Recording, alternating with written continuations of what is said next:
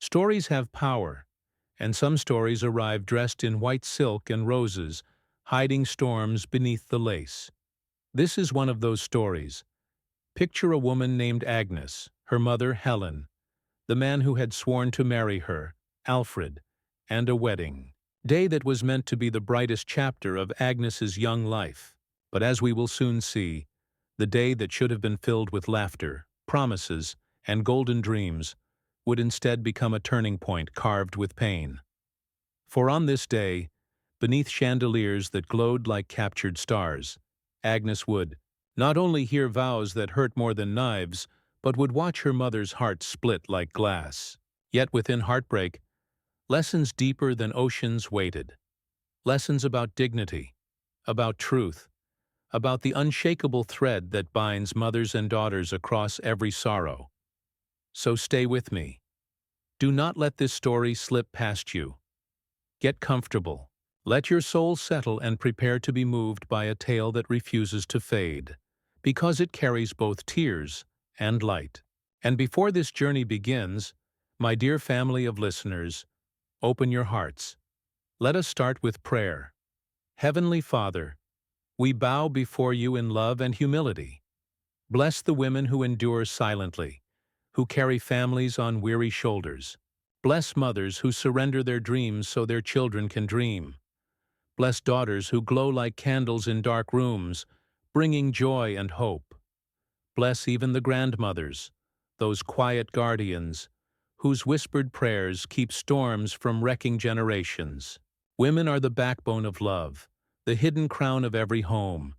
Lift them high with honor, grant them steady peace and endless joy. Amen. But family, I confess something. Heavy rests my heart. I pour long nights into these stories, so they may reach every ear with truth and warmth. Yet often, people slip away halfway through, leaving the story unfinished. To me, it feels like giving someone a gift only for them to walk away before unwrapping it. Still, I cannot stop, because love does not abandon. My love for you, and my respect for women whose strength builds homes, runs stronger than any disappointment I feel. If this is your first time listening, hear me out. Trust is the first seed of love, and trust is something I do not break. Every story brought here is soaked in prayer, sacrifice, and a quiet respect. If your heart is open, write, present. If your love is true, write, I love stories by Virtuous. And if you are new, welcome. Don't forget, touch the subscribe button, ring the bell, and if this story touches your spirit, let your like be a sign of your heart. Now about Helen, the mother whose love is the center of everything. She was not a woman people noticed at first glance. She lived quietly, simply, her face carrying the record of her years. Around her eyes were lines made by laughter, the kind that spoke of joy despite struggles. On her forehead, deeper marks from worry carved by years of sacrifice. She had raised Agnes alone from the time she was 7, since her husband's untimely death, becoming both mother and father without complaint. By her left temple lingered a pale scar, nearly invisible now, from a factory machine accident so long ago it almost belonged to another lifetime. Her hands told the rest of her story better than any words. Rough, calloused, hardened by work that never stopped, scrubbing floors until her knees ached, washing endless stacks of restaurant dishes, stitching frayed hems for neighbors just so her little girl never went hungry. Agnes was in every sense her mother's daughter. Though quiet by nature, her brilliance shone unmistakably. Numbers fascinated her. Patterns came to her like music comes to songbirds.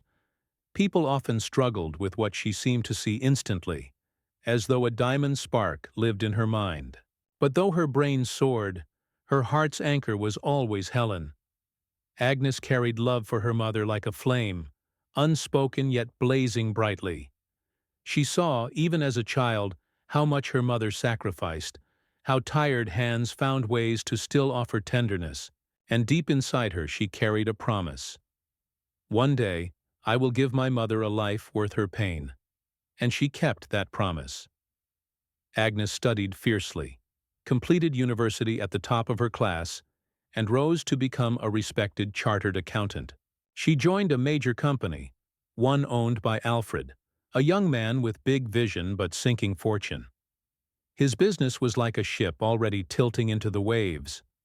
Loyal employees were sent home because payroll was empty. Bankruptcy loomed so close you could feel it breathing down the company's neck. Agnes, tucked quietly in her small office, read the story hidden in the numbers.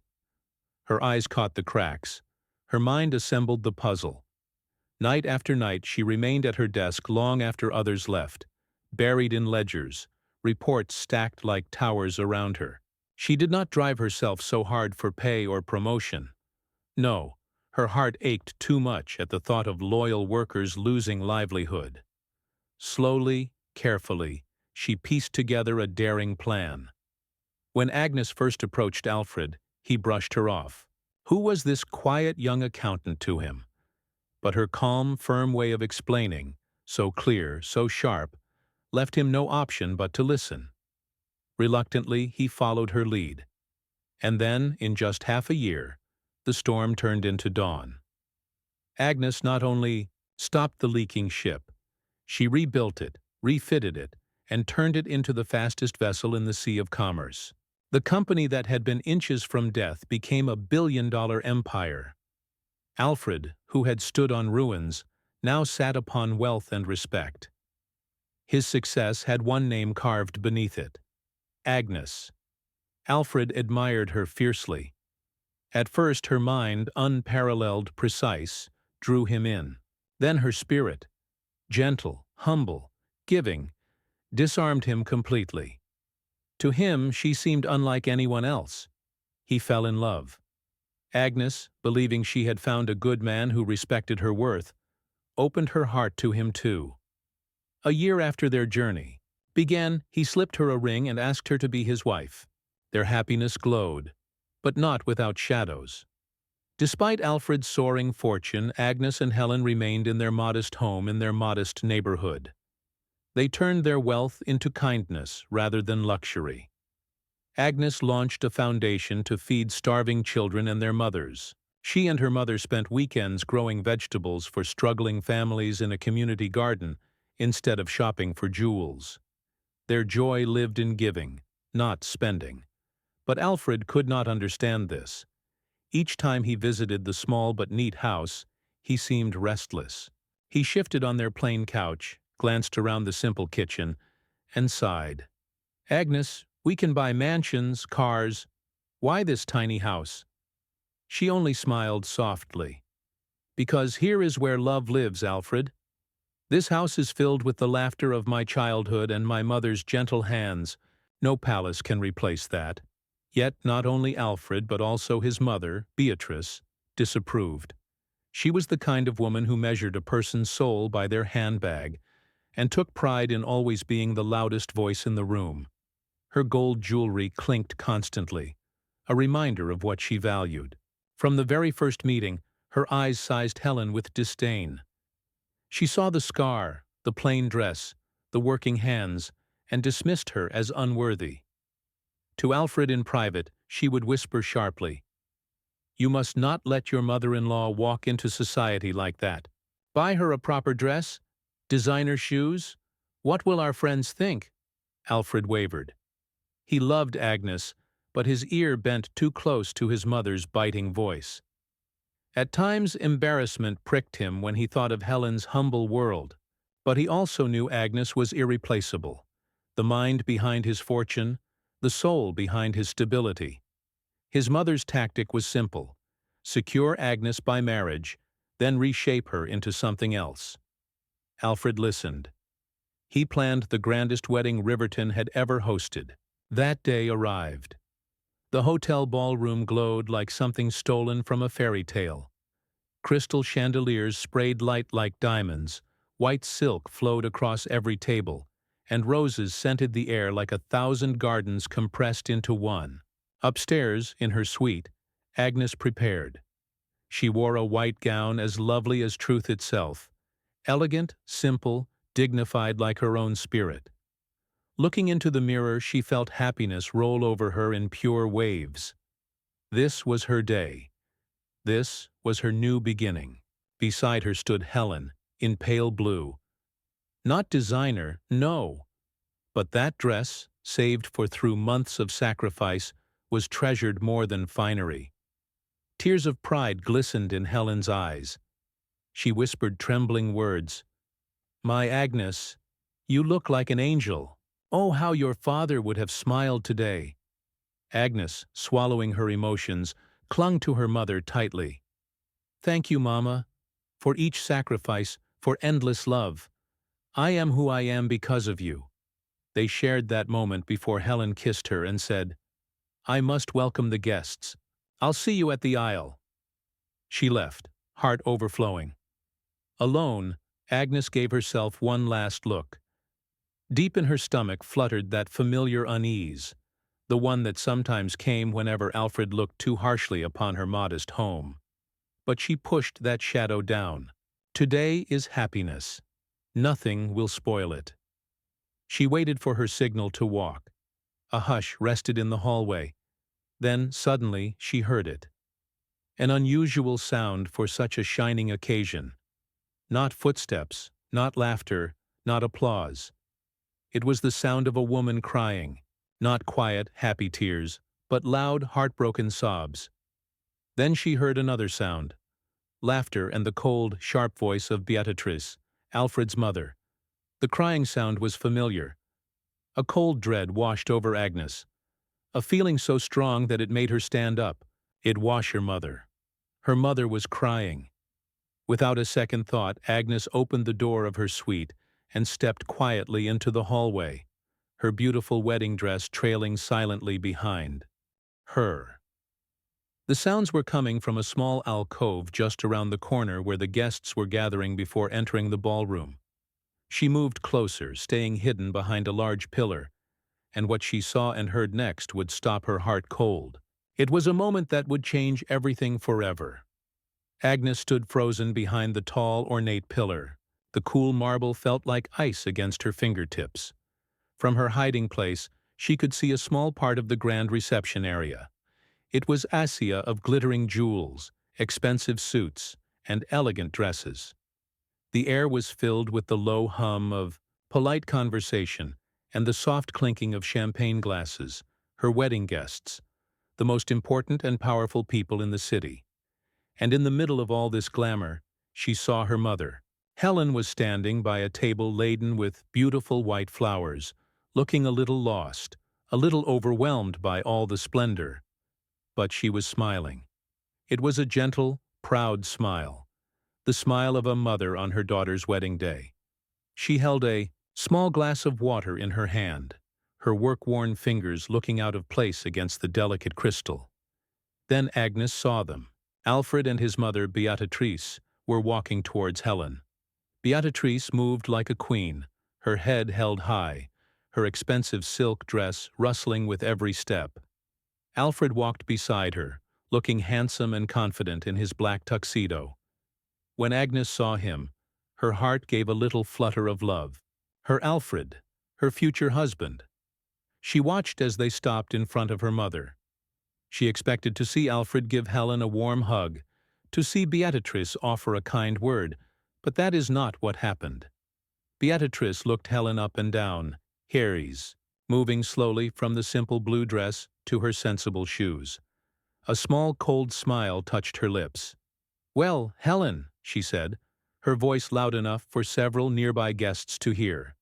"You certainly are here." Helen's smile faltered for a moment. She was confused by the strange greeting. "Beatrice," she said, her voice warm and polite. "Alfred, you both look wonderful. This is all so beautiful. Agnes is going to be so happy." "We know," Beatrice said sharply. "We spared no expense." She took a step closer, her eyes fixed on the pale blue dress. "I must say, Helen, that is a very, simple dress for the mother of the bride. Did Alfred not offer to buy you something more appropriate?" Helen felt a sharp sting of hurt. She looked down at her dress, the dress she had been so proud of. Suddenly it felt plain and wrong. I like this one, she said quietly, her voice losing its cheerful confidence. Agnes felt a knot tighten in her stomach. She watched Alfred waiting for him to defend her mother, to tell his own mother to be kind. This was his chance to be the good man she believed he was. Alfred looked from his mother to Helen. He looked uncomfortable. He ran a hand through his perfectly styled hair. "Mom, come on," he started to say, but Beatrice cut him off with a sharp look. He sighed and then he turned to Helen. The look in his eyes was not kind. It was a look of embarrassment. "What my mother is trying to say, Helen," Alfred said, his voice low but not low enough that others couldn't hear, "is that this is a very important day for the company. All of our most important investors are here. Appearances matter." Helen just stared at him, her heart beginning to sink. She did not understand. "What are you trying to say, Alfred?" she asked, her voice a little more than a whisper. Alfred took a deep breath, and then he said the words that would echo in Agnes's mind forever, words that could not be taken back, words that were like sharp stones. "I'm saying that perhaps it would be best if you stood in the back during the family photos. You know, with all the photographers and the press here, we just want everything to look perfect." The world seemed to stop for a moment. Helen could not believe what she was hearing. "The back," she repeated, her voice trembling. "But I am the bride's mother. I am Agnes's mother." Alfred's patience snapped. The discomfort on his face was replaced by a look of cold annoyance. "And look at you, Helen," he said, his voice getting louder. It was no longer a whisper. People were turning to look now. A small circle of silence was forming around them. "Just look at yourself," he continued, his words like slaps to her face. "That dress is old and washed out. And you look so old. All those wrinkles and that scar on your face." He gestured dismissively towards her temple. "It's just not fitting for a wedding like this. It's ugly. You don't belong in the front with the beautiful people. You are embarrassing my bride." Behind her pillar, Agnes felt all there leave her lungs. It was as if she had been punched in the chest. This was not her, Alfred. This was a cruel stranger wearing his face. The beautiful ballroom suddenly felt like a very cold place. Helen stood there completely still. Ash's ugly words watched over her. Each word was a physical blow, breaking a little piece of her spirit. She looked into the eyes of the man her daughter was about to marry, the man she had welcomed into her home, and she saw nothing but contempt. Beatrice let out a small, cruel laugh. "He's right, you know," she said with a triumphant smile. "You should know your place, Helen."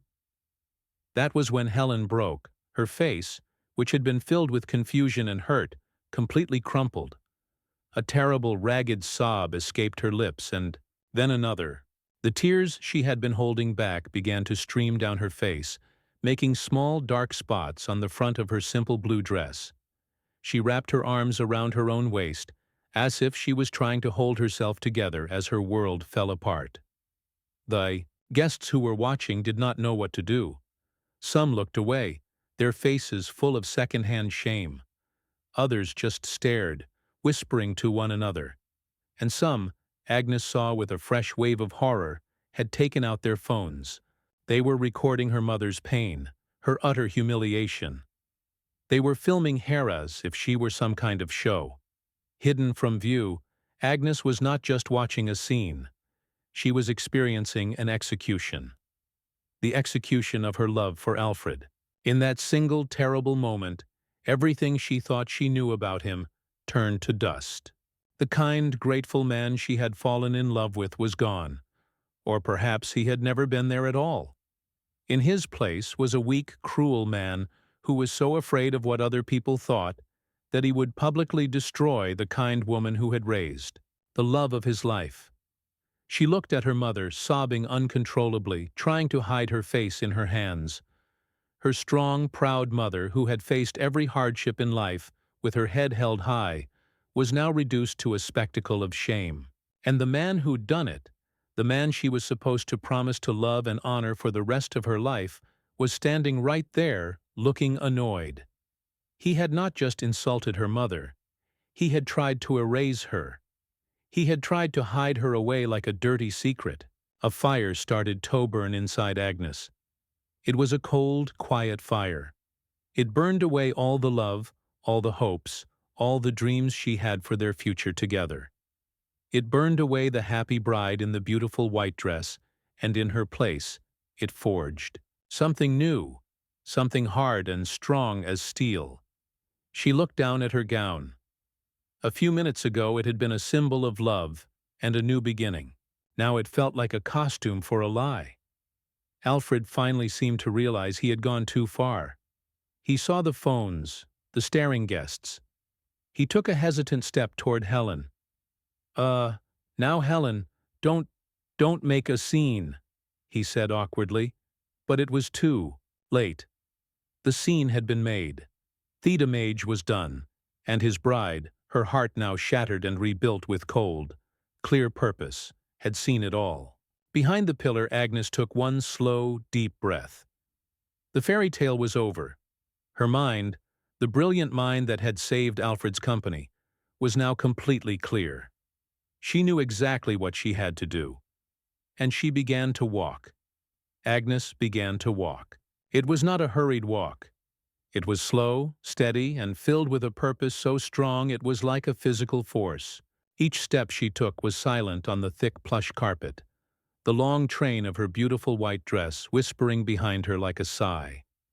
The low hum of conversation in the room began to falter. The guest standing near the pillar saw her first, their eyes widening in surprise.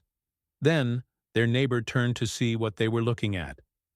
A ripple of silence began to spread through the crowd, moving outwards from the pillar like a wave. Champagne glasses paused halfway to lips. Whispers died in throats. One by one, every head in the room turned toward the bride. They saw a vision.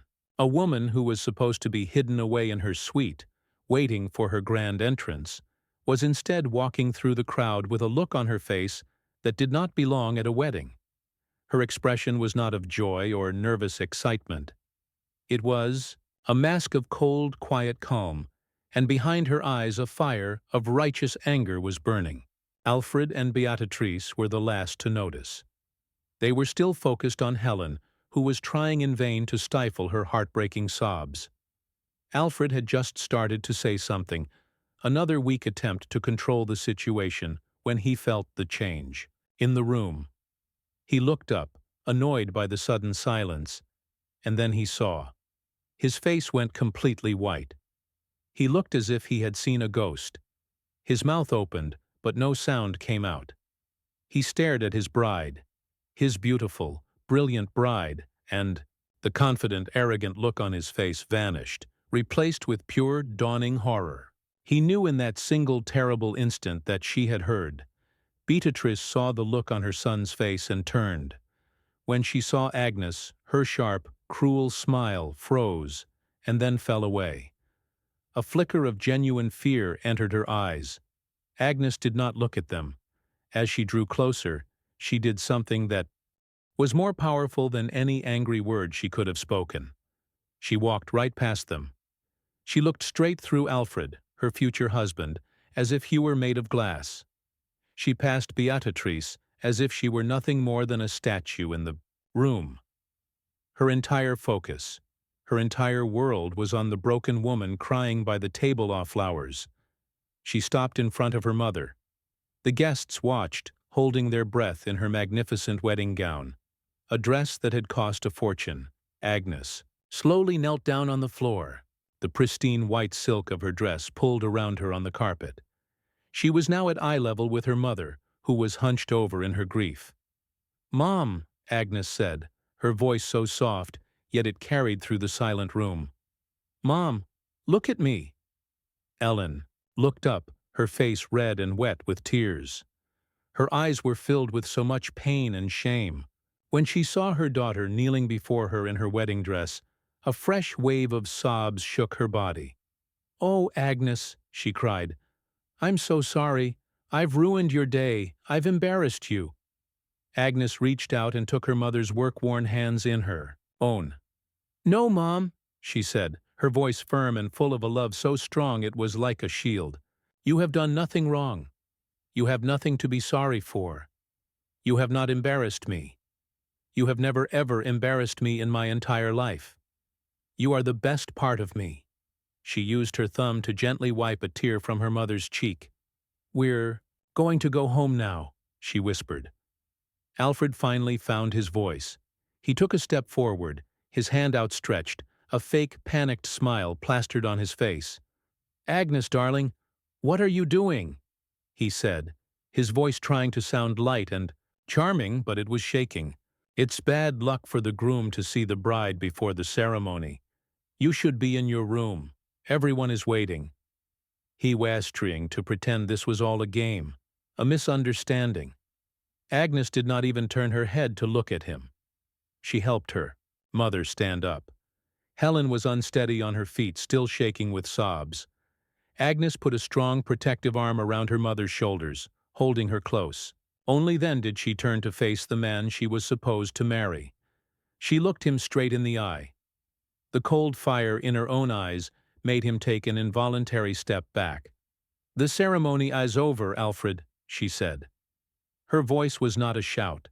It was quiet, clear, and asphenal as a closing door. "What? What are you talking about?" he stammered, looking around at the watching guests. "Don't be dramatic, Agnes. Your mother is just a little emotional." "I said," Agnes repeated, her voice cutting through his weak excuse. "The ceremony is over. The wedding is over. We are over." She let the words hang in the silent room. She saw the panic in his eyes turn to desperation. "I heard everything," she continued, her voice never rising, never shaking. "I heard every single word you said to my mother. I heard every word your mother said, and I saw. I saw the laughter, and I saw the phones recording her pain." She glanced for a second at the people who were still holding up their phones, and they quickly lowered them, their faces flushing with shame. She turned her gaze back to Alfred. "The man I thought I loved, the man I was going to build a life with would have defended my mother. He would have cherished her, because he would have known that without her there would be no me. Without her sacrifices, there would be no brilliant mind to save his sinking company. Without her goodness, there would be no daughter for him to love." She took a small breath. "But that man doesn't exist, does he, Alfred? There is only you. A weak, cruel man who is so terrified of what these people think of him that he would crush the spirit of a good woman to make himself feel important. A man who would call my mother's face ugly, a face that holds the story of every sacrifice she made for me." Her voice dropped to a near spear, but it was filled with the sharp edge of steel. "So, I want to thank you, Alfred. Thank you for showing me who you really are today. Thank you for showing me before I signed a paper that would have legally bound me to a man with no heart, no loyalty, and no soul. You did not just insult my mother, you saved me." With that, she turned her back on him completely. She held her mother tightly. "Come on, Mom," she said gently. "Let's go home." And she began to walk again. She led her mother, who was still crying softly, through the stunned crowd of guests. They parted for her like the Sia, their faces a mixture of shock, pity, and awe. The image was unforgettable. The beautiful bride in her perfect white gown, walking away from her own fairy tale wedding, her arm wrapped around her simple, heartbroken mother. They were almost at the grand entrance when Alfred finally broke free from his shock. The reality of what was happening hit him. This wasn't just about love or a wedding. This was Agnes. This was the brain behind his empire. This was his entire fortune walking out the door. "Agnes, wait!" he shouted, starting to run after her. "Agnes, please, we can fix this. Don't go." He was halfway across the room when Beatrice grabs his arm, her fingers digging into his expensive suit like claws. Her face was a mask of fury and humiliation. "Let her go, Alfred," she hissed, her voice low and venomous. "Let the little fool go. She is not the only girl in the world. We don't need her." Alfred stopped, torn between his mother's pride and his own rising panic. He watched helpless as Agnes and Helen walked through the grand doors of the ballroom and disappeared from sight. The doors swung shut behind them, leaving him alone in the middle of his perfect ruined wedding, surrounded by the deafening silence of 100 shocked guests. He didn't know it yet, but his mother's words, "We don't need her," were the most foolish and expensive words she had ever spoken. The foundation of his entire world had just walked out the door, and he had been the one to push her away. The grand doors of the hotel swung shut behind Agnes and her mother, closing off the world of crystal chandeliers and silent, staring guests. The sudden quiet off the hotel lobby felt strange after the drama in the ballroom. For a moment, they just stood there, Agnes in her magnificent white gown, and Helen in her simple blue dress, a mother and daughter who had just walked through a fire together. A few people in the lobby stared, their eyes wide with curiosity. They saw the bride's tear-streaked face and the older woman she held so tightly.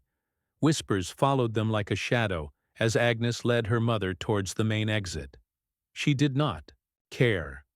The opinions of strangers meant nothing to her now. She had only one thought in her mind: gather mother home. Get her somewhere safe. They stepped out into the cool evening air. A line of expensive black cars was waiting to take guests home, but Agnes ignored them. She walked to the curb and raised her hand, and a simple yellow taxi pulled over. The driver looked surprised to see a bride in a full wedding gown hailing his cab, but he said nothing. He just opened the door. Agnes carefully helped her mother into the back seat, making sure her dress didn't get caught. Then she gathered the yards of white silk and lace and climbed in beside her. "Take us to a small, quiet street in the old part of town," she said to the driver, giving him their address. The taxi ride home was a journey through a dream. They drove past the bright lights and tall buildings of the city, the world that Alfred and his mother belonged to. Agnes looked out the window, but she didn't see any of it. All she could see was her mother's reflection in the glass, her face pale and etched with pain. Inside their small, clean house, the wedding dress looked like a visitor from another world. It was too big, too white, too grand for the simple, cozy rooms filled with old photographs and handmade quilts. The first thing Agnes did was lead her mother to the comfortable armchair in the living room, the one where Helen always sat to read her books. She brought her a glass of water and a warm blanket. Helen began to cry again. But these were different tears. They were quiet tears of guilt. I'm so sorry, my Agnes," she whispered, her voice choked. "I ruined your wedding day, your perfect day. It's all my fault." Agnes knelt on the floor in front of her just as she had done in the ballroom. She took her mother's hands.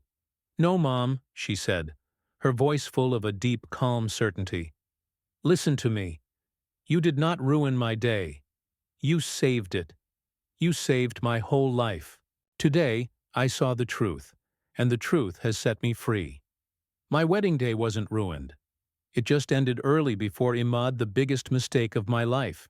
Agnes stayed with her mother until her tears subsided, and she finally fell into an exhausted sleep in her chair. Then Agnes went to her own bedroom. She stood in front of the mirror and looked at the beautiful bride, staring back at her. She slowly began to undo the tiny pearl buttons that ran down the back of the dress. She let the heavy gown fall to the floor in a soft white pool around her feet. Stepping out of it felt like stepping out of a lie. She put on a simple pair of soft trousers and a warm sweater, the clothes of her real life. And in that moment, she did not feel sadness. She felt a strange sense of peace, a feeling of being cleansed. Meanwhile, back at the Grand Hotel, the storm was just beginning. One of the guests who had been filming, a distant cousin of one of Alfred's business partners, had not been able to resist. The story was too shocking, too dramatic. He had posted the video online with a simple title, "Billionaire Groom's Wedding Day Disaster." It spread like a wildfire. In less than an hour, it was everywhere. People shared it on every social media platform. News websites picked it up. The video was shaky, but the words were clear. The whole world could now hear Alfred calling his future mother-in-law ugly. They could hear him say she was too old, that her scars and wrinkles were an embarrassment. They could hear Beatrix's cruel laughter. And then they could see the most powerful part of the video. The bride Agnes walking through the crowd like an avenging angel, kneeling before her crying mother and walking away from everything with her head held high. The comment section exploded. There were thousands, then tens of thousands, then hundreds of thousands of comments, and they all said the same thing. People did not see a simple plain woman being insulted. They saw a hard-working mother who had given everything for her child. They did not see a dramatic bride. They saw a strong, loyal daughter choosing love and respect over money and glamour. The story was simple. It was pride and cruelty versus humility and love. And the whole world was on Agnes's side. Alfred did not know about the video at first. After Agnes left, he and his mother had tried to save face. They told the guests there had been a small family misunderstanding, a case of wedding day nerves. They insisted the party should continue, but the mood was ruined. The guests whispered in corners, looking at Alfred and Beatrice with new eyes. People began to leave, making quiet excuses. The grandest wedding of the year had turned into the city's most humiliating failure. When Alfred finally got home to his large empty mansion, his phone started ringing. It was his head of public relations. "Alfred, have you seen the internet?" the man asked, his voice full of panic. "You have to see this." Alfred opened his laptop, and there it was, his own face twisted with cruelty, his mother's ugly laugh, Helen's heartbroken sobs, and Agnes walking away. He felt a cold dread creep into his heart, a fear that had nothing to do with love and everything to do with his reputation. His company's name was built on an image of success and power. This video made him look weak, petty, and cruel. His first thought was to fix it. He started calling Agnes's phone over and over again. Each time it went straight to her voicemail. He sent her a flood of text messages. "Agnes, please. I'm so sorry. I didn't mean it. My mother, Madame, say it. We can fix this. Please call me." Silence. The next morning he tried a different tactic. He called the most expensive flower shop in the city. "I want you to send flowers to this address," he said, his voice urgent. "All of them. I want so many flowers that she can't even open her front door. The best ones you have, roses, leaves, everything, and a card. It should say, 'I am so sorry. I love you. Forgive me, Alfred.'" Later that morning, a huge truck pulled up in front of Agnes and Helen's small house. Two men began unloading bucket after bucket of flowers. They filled the entire front porch. There were hundreds, maybe thousands of flowers. The scent was overwhelming. It was a grand, desperate, and completely empty gesture. Agnes was in the kitchen making her mother a cup of tea when she saw the truck. She looked out at the mountain of flowers that was burying their little home. She didn't feel flattered. She felt insulted. He thought this could be fixed with flowers. He thought he could buy his way back into her heart. Hestel did not understand. He did not understand at all. She walked away from the window, her face calm and her resolve harder than ever. She went to her small desk, took out a clean sheet of paper, and began to write. It was not a long letter. It was simple, professional, and straight to the point. It was her official letter of resignation from the company she had built from ashes. She thanked them for the opportunity and stated that her resignation was effective immediately. She put the letter in an envelope, walked past the mountain of meaningless flowers, and dropped it into the mailbox at the corner of the street. With that simple act, she was cutting the very last thread that connected her to Alfred. She was not just walking away from a marriage. She was walking away from the empire she had created. And she knew with a certainty that settled deep in her soul that without her the empire would fall. The letter of resignation arrived on Alfred's desk the next morning. It was delivered by a special courier, a single crisp white envelope that sat in the middle of his vast polished mahogany desk like a final judgment. He stared at it for a long time before he had the courage to open it. He had been hoping for a phone call, a text message, anything. He had not expected this. When he read the words, simple and professional, a cold wave of pure panic washed over him, a fear far greater than any he had felt at the ruined wedding. The flowers had been a foolish gesture, an attempt to fix a broken heart. This letter was different. This was not about love anymore. This was business. This was about the very foundation of his billion-dollar world. Alfred knew better than anyone that his name made his on the company, but Agnes's mind was its engine. They, powerful investors who had poured hundreds of millions of dollars into his ventures, had not done so because of his charm or his family name. They invested because of the undeniable genius of the quiet woman who could see the future in a spreadsheet. They trusted Agnes. Her name whispered in boardrooms and financial meetings was aguarante of success. Without her, he was just a rich man's son who had gotten lucky. His hands began to shake. He picked up his phone and called the one person he always turned to when he was in trouble. His mother. She quit. "Mother," he said, his voice tight with desperation. Agnes sent a letter of resignation. "She's gone." Beatrice was silent for a moment. On the other end of the line, the public humiliation of the wedding and the storm of criticism online had shaken her. Mother pride was a fortress that was difficult to breach. "Let her go," she said, her voice still sharp and cold, but with a new thin layer of uncertainty. "She's trying to scare you, Alfred. She's being dramatic. She will come back. She needs the money, the prestige." "No, Mother. You don't understand," Alfred insisted, pacing back and forth in his huge office. "She is the prestige. The investors, they're going to hear about this. The market opens in an hour. When they find out she has resigned, our stock price will collapse. We will lose everything." He was right. The news of Agnes' departure from the company leaked almost immediately. It was the final devastating blow to Alfred's reputation. The story was no longer just about a cruel groom, but about a foolish businessman who had driven away the very architect of his success over a petty insult. The company's stock, which had been a star performer, began to fall. At first, it was a small dip. Then it became a slide, and by the end of the day, it was a terrifying free fall. The investors he had been so worried about began to call, their voices cold and demanding. They wanted to know what had happened. They wanted to know if the stories were true.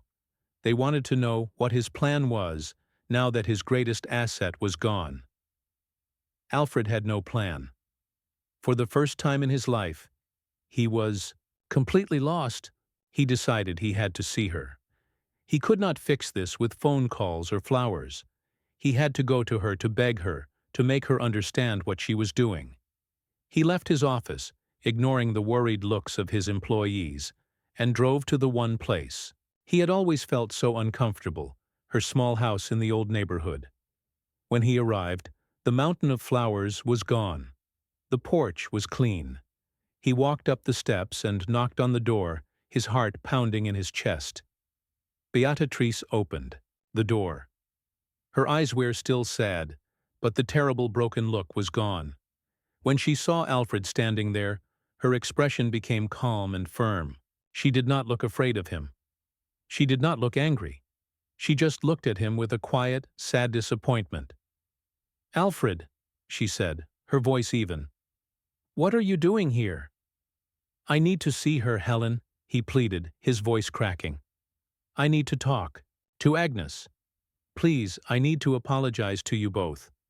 What I said, it was a terrible mistake. I'm so sorry. I was wrong. Yes, you were, she said simply. She did not open the door any wider. But Agnes does not wish to see you. Please, he begged, his pride completely gone now, replaced by raw desperation. Just for 5 minutes. My whole world is falling apart. I need her. The company needs her. From inside the house, Agnes's voice called out calm and clear. Mom, who is it? It's Alfred, dear, Helen called back. Tell him I am not available, Agnes replied. Her voice was not angry. It was just final. It was the voice of a person who had made a decision and would not be moved. Helen looked back at Alfred. You heard her, she said, and she began to gently close the door. Wait, Alfred cried, putting his hand on the door to stop it. Helen, you tell her you forgive me. You're a good person, a kind person. Tell her that you've forgiven me and that she should too. Helen looked at him, and for the first time, a flicker of pity entered her eyes. He still didn't get it. He thought this was about forgiveness. I do forgive you, Alfred, she said softly, and he felt a surge of hope. I forgive you because holding on to anger is a poison. And I forgive you because my daughter taught me that my heart is too good to be filled with hate. But forgiveness does not mean forgetting, and it does not mean that you have broken something. You broke my daughter's trust. You broke her heart, and that is not something I can fix for you. Only she can decide what happens now. She gently removed his hand from the door. Goodbye, Alfred, and she closed the door, leaving him standing alone on the clean, empty porch. He went back the next day and the day after that. He stood outside her house for hours like a beggar. He brought gifts, expensive jewelry, designer handbags, things he thought a woman would want. Each time the door remained closed. The gifts were left on the porch untouched until he would finally give up and take them away. Even Beatrice, her pride finally shattered by the sight of her son's collapsing empire, went to the house. She knocked on the door, her face a mask of false humility. When Helen opened it, Beatrice began to apologize. Helen, I am so sorry for what happened. It was the stress of the wedding. I wasn't myself. Please, you must convince Agnes to come back. For Alfred's sake. For all of our sakes. Agnes had been listening from the living room. She came to the door and stood beside her mother. She looked at Beatrice, her eyes cold and clear. Do you remember what you said to my mother, Beatrice? You said she should know her place. You laughed when my mother cried. You told your son to let her go, that she wasn't needed. Beatrice flinched, her fake smile faltering. I was upset, she stammered. No, Agnes said, her voice cutting through. The excuse. You were honest. For the first time you showed us exactly who you are, and we believe you. My mother knows her place. It is here in our home, surrounded by love and respect. And I know my place too.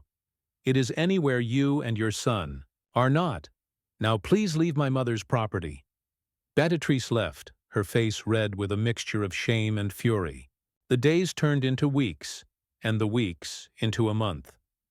Alfred's company continued to bleed. Investors pulled their money out. Key employees who had been loyal to Agnes began to resign.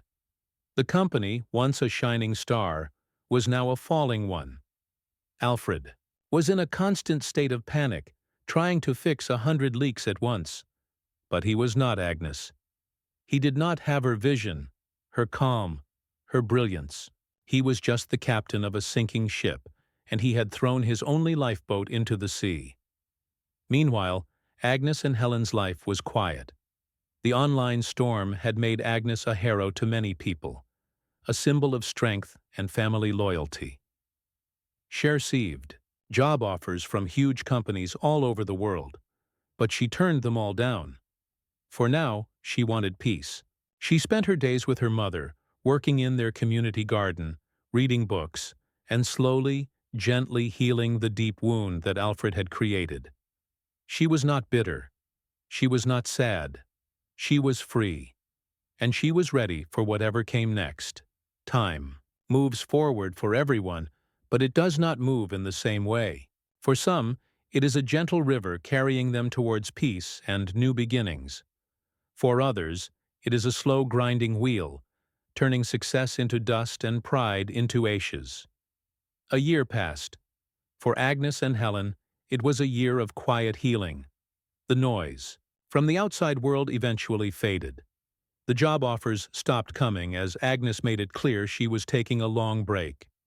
The reporters and bloggers found new stories to tell.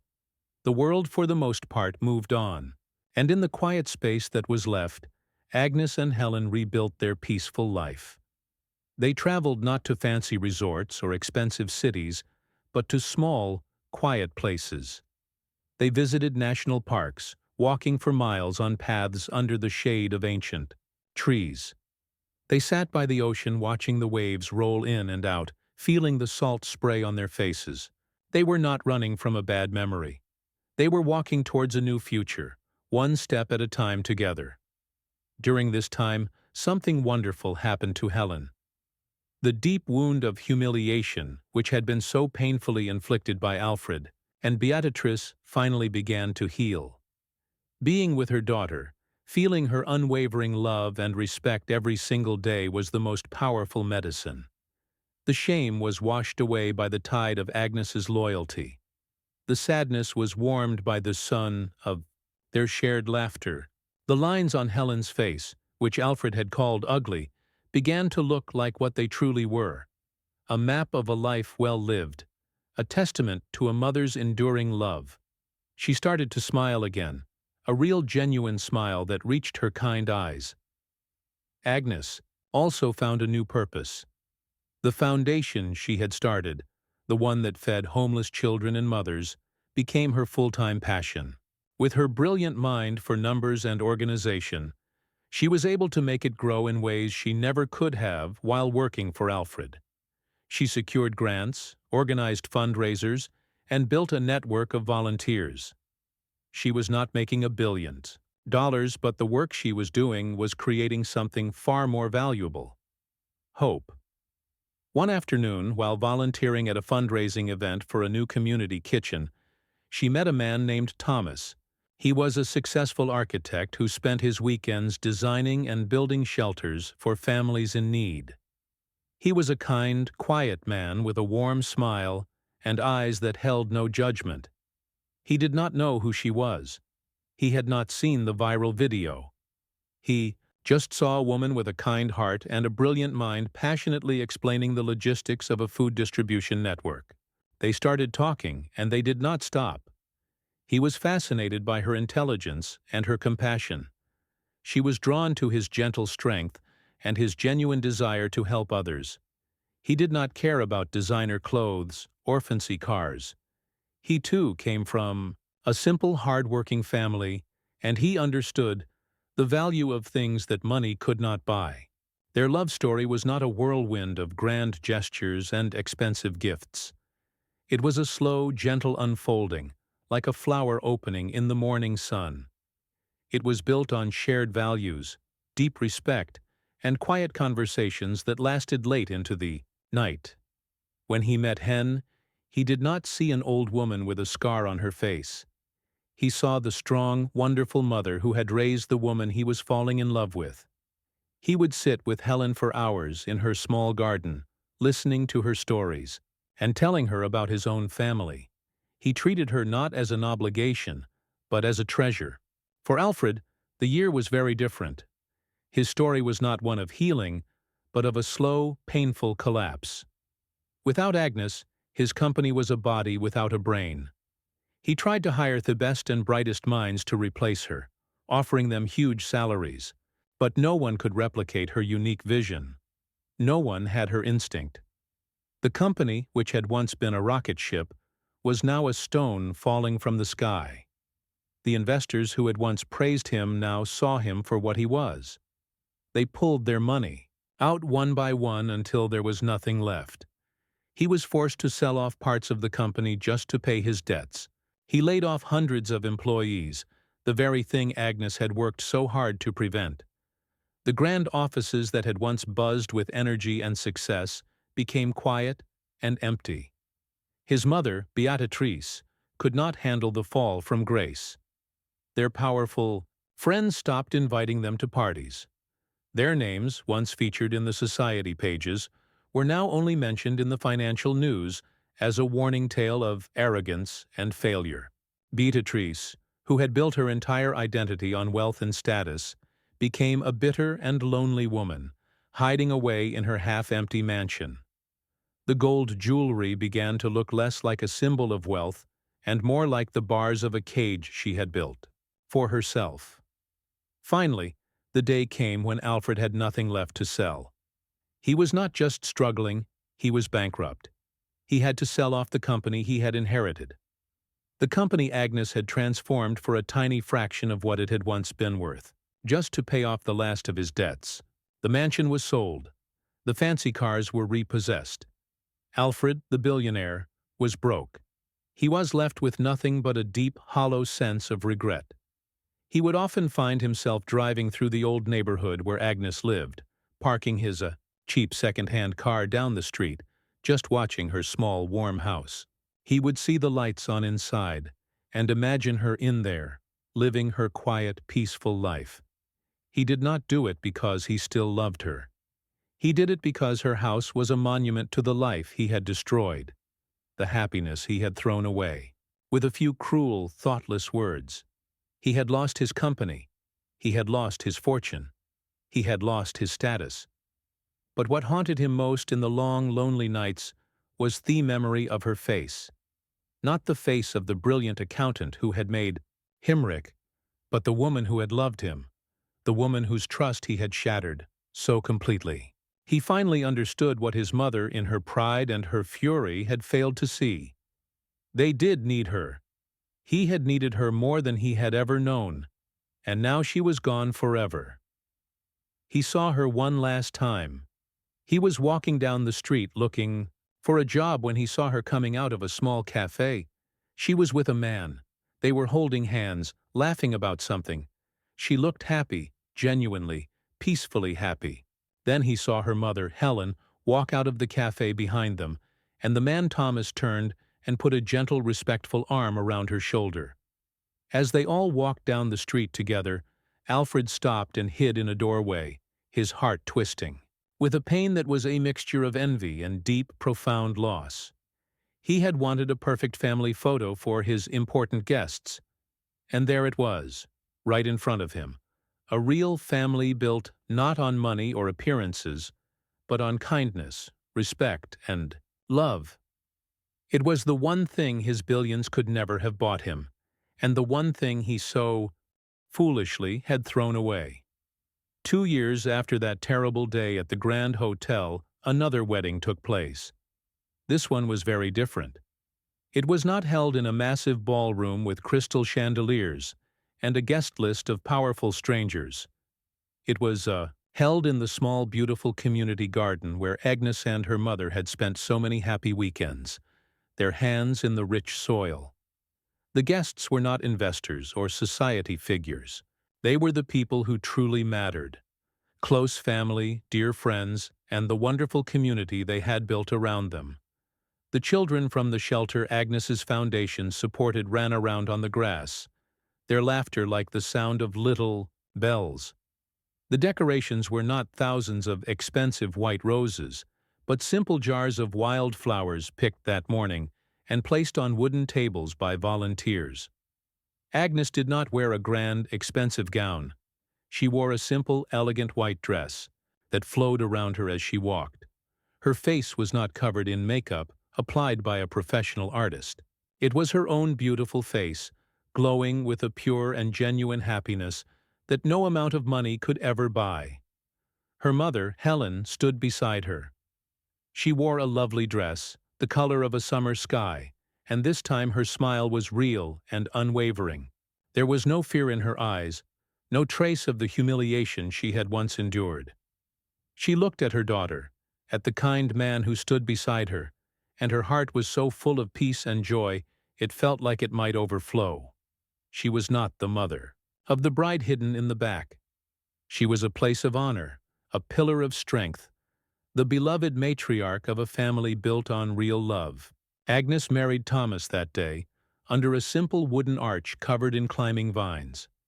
When they said their vows, their words were not promises of wealth or status. They were promises of partnership, of kindness, and of respect, and of a shared life, dedicated to making the world a little better than they found it. When it came time for the family photos, there was no discussion of who should stand where. Thomas proudly stood with his arm around his new wife Agnes, and on his other side, he put his arm around Helen, pulling her in close. The three of them stood there together, a perfect picture of a family, their smiles genuine and bright. The story of Alfred and Beatrice also found its end. After losing everything, they were forced to move into a small rented apartment, a place even smaller than the house they had once mocked. The silence between them was heavy with blame and regret.